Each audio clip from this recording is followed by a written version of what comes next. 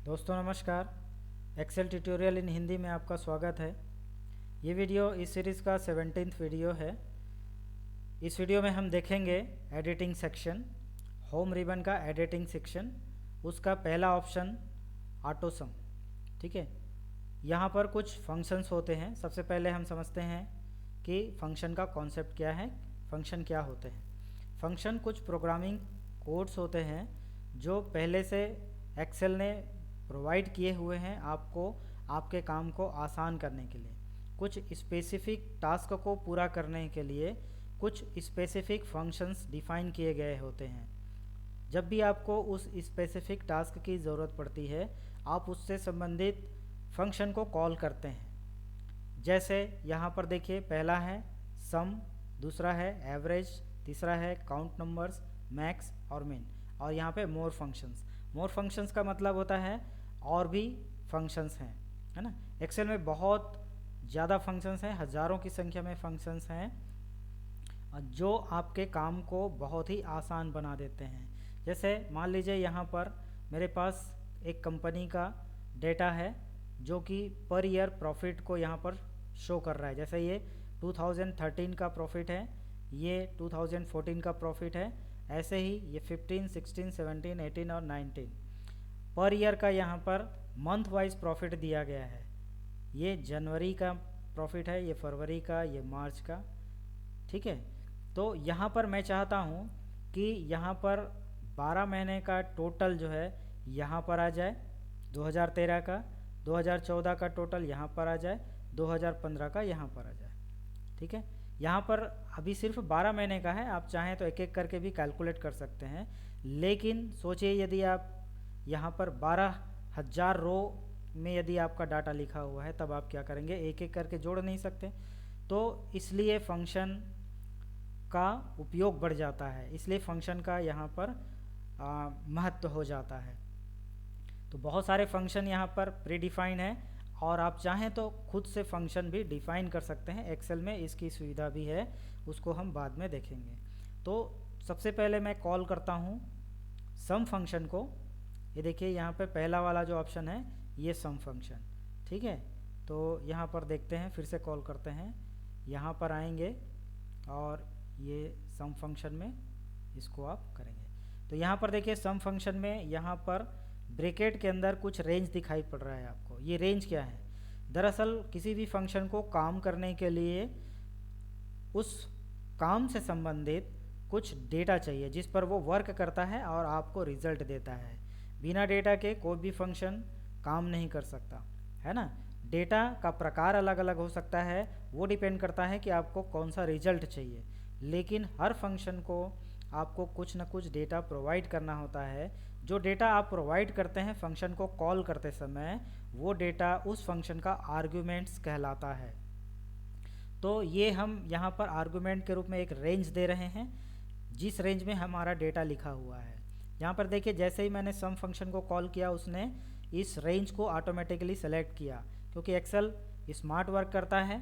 वो ये समझता है कि जहाँ पर आप फंक्शन लगा रहे हैं उसके ऊपर में जितने भी न्यूमेरिकल्स डेटा है उसको आप जो है सम करना चाहते हैं, इसलिए उसने ऑटोमेटिकली उस रेंज को सेलेक्ट कर लिया। और जैसे ही आप यहाँ पर एंटर करते हैं, यहाँ पर देखिए टोटल आ गया, यानी ये 2013 जनवरी से लेकर दिसंबर महीने का जो प्रॉफिट है उसका पूरा टोटल यहाँ पर दिखा रहा है। ऐसे ही आप 2014 के लिए आप कॉल कर सकते हैं। यहाँ पर आप लिख भी सकते हैं। कोई भी फंक्शन को कॉल करने के लिए सबसे पहले आपको इक्वल का साइन लगाना होता है, उसके बाद फंक्शन का नाम लिखना होता है। तो सम, यहाँ पर जैसे ही आप सम यूज़ करते हैं, यहाँ पर देखिए, यहाँ पर लिस्ट में आपको यहाँ पर दिखा रहा है। ठीक है, तो यहाँ पर आप इसको इंटर कर दीजिए, सॉरी यहाँ पर सम लिखेंगे और टैब की दबाएंगे, इंटर नहीं करेंगे, इंटर में वो उसको एग्जीक्यूट कर देता है। तो यहाँ पर देखिए एक ब्रैकेट आ गया और आपको यहाँ पर क्या करना पड़ेगा, रेंज को सेलेक्ट करना पड़ेगा। जिस रेंज को आप सम करना चाहते हैं उस रेंज को आप सेलेक्ट करिए। ठीक है, माउस से आप सबसे पहले वाले सेल में क्लिक करिए, माउस का पहला बटन दबा के रखिए और ड्रैग कीजिए वहाँ तक जहाँ तक आपको रेंज सेलेक्ट करना है। तो ये ऑटोमेटिकली यहाँ पे रेंज ले लिया, C3 से लेकर के C14। ठीक है, और यहाँ पर ब्रैकेट बंद कर दीजिए और यहाँ पर एंटर कर दीजिए, ये आ गया। ठीक है, इसको आप ऑटो फिल भी कर सकते हैं। यही फार्मूला हम यहाँ पर सब में लगाना चाहते हैं, तो क्या हमको सब में जा करके ऐसा सम लिखना पड़ेगा? जी नहीं, यहाँ पर आप फिल ऑपरेटर का यूज़ कर सकते हैं। यहाँ पर देखिए फिल ऑपरेटर, यहाँ कॉर्नर पे आएंगे, प्लस का साइन आता है, माउस का पहला बटन दबाइए और ड्रैग कर दीजिए।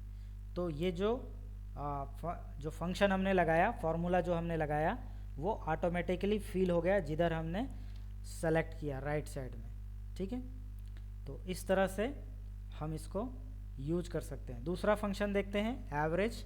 तो यहाँ पे आते हैं, ये एवरेज फंक्शन सेकंड वाला।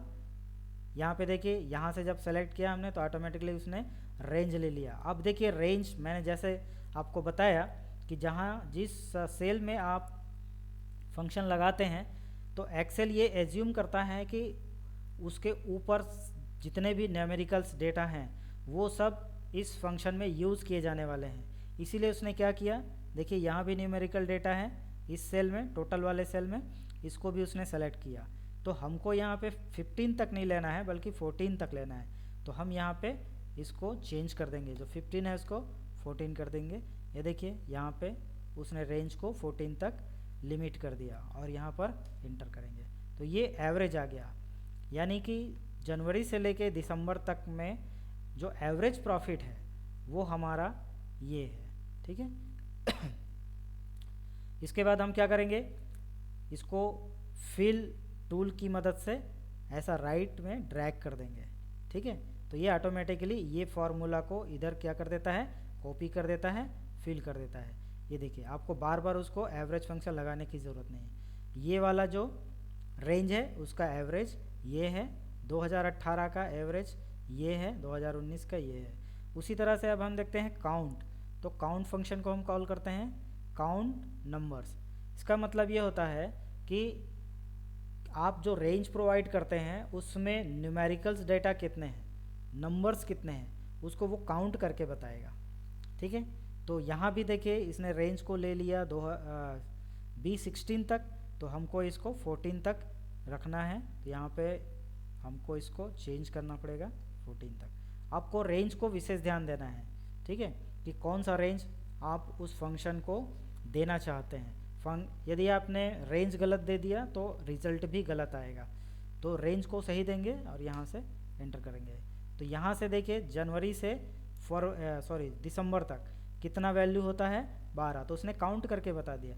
सपोज़ कहीं पर मैं यहाँ पर जो वैल्यू है इसको मैं डिलीट कर देता हूँ, तो ये देखिए ऑटोमेटिकली ये सारे जो फार्मूला हैं, फंक्शन के रिजल्ट्स हैं, वो क्या हो जाते हैं, ऑटोमेटिकली अपडेट हो जाते हैं। तो फार्मूला का यही मतलब होता है, रेंज में यदि आप चेंजेस करेंगे तो फार्मूला का जो रिजल्ट है वो भी चेंज हो जाएगा, अपडेट हो जाएगा। इसी तरह से हम बाकी ईयर्स के लिए भी हम ऑटोफिल का इस्तेमाल करेंगे। और ये देखिए सभी में 12-12 न्यूमेरिकल वैल्यू हैं, तो काउंट करके उसने बता दिया। अब हम जानना चाहते हैं कि जनवरी से लेके दिसंबर तक 2013 में कितना कौन सा प्रॉफिट है जो सबसे ज़्यादा है, सबसे ज़्यादा प्रॉफिट वैल्यू कौन सा है 2013 का।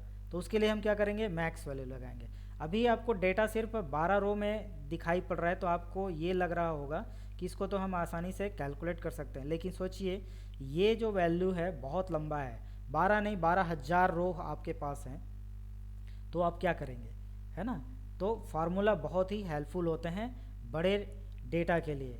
ठीक है ना, तो यहाँ पे हम यूज़ करेंगे मैक्सिमम वैल्यू निकालने के लिए मैक्स फंक्शन। ठीक है, चलिए इस बार इसको हम लिख के यूज़ करते हैं, इक्वल का साइन लगाएंगे, मैक्स लिखेंगे। ये मैक्स वाला फंक्शन हम सेलेक्ट करेंगे टाइप की के द्वारा, और यहाँ से हम रेंज ले लेंगे। ये रेंज हमने यहाँ तक सेलेक्ट किया, ब्रैकेट बंद करेंगे, इंटर करेंगे। तो ये मैक्सिमम वैल्यू है। इस कॉलम में सबसे बड़ा वैल्यू ये है 65,874। ठीक है, अब इसी को हम क्या कर देंगे, फिल वैल्यू के द्वारा पूरे कॉलम में फिल कर देंगे। तो ये देखिए मैक्स फार्मूला जो है पूरे इस रो में हर कॉलम के लिए क्या हो गया, कॉपी हो गया। ठीक है, इसी तरह से मिनिमम वैल्यू होता है। यहाँ पे देखिए लास्ट में मिनिमम वैल्यू है, यहाँ पर देखिए ये देखिए मीन वैल्यू है ना। तो यहाँ पर हम इसको भी हम लिख के यूज़ करते हैं, इक्वल लगाइए, मीन लिखिए, टाइप की दबाइए और रेंज को सेलेक्ट कीजिए, कौन से रेंज का मिनिमम वैल्यू आपको चाहिए वो रेंज दीजिए, ब्रैकेट बंद कीजिए, एंटर कीजिए। तो ये देखिए 2013 का सबसे कम प्रॉफिट वाला वैल्यू ये है, इसको ड्रैग कर दीजिए इस तरह से, फिल टूल से वो ऑटोमेटिकली फिल हो जाएगा। ठीक है, इस तरह से देखिए फॉर्मूला से आपका काम कितना आसान हो जाता है, फंक्शन से आपका काम कितना आसान हो जाता है। बड़े बड़े आंकड़ों को आप ऑटोमेटिकली टोटल कर सकते हैं, उनका एवरेज, उनका काउंट, मैक्स और मिनिमम। इसी तरह से और भी बहुत सारे फंक्शंस हैं, हम बारी बारी से समय समय पर उन फंक्शंस के बारे में डिस्कस करेंगे, वीडियो बनाएंगे, जो इम्पोर्टेंट फंक्शंस हैं जिनका ज़्यादातर यूज होता है। ठीक है ना, ऐसे फंक्शंस के लिए हम भविष्य में और वीडियो बनाते रहेंगे।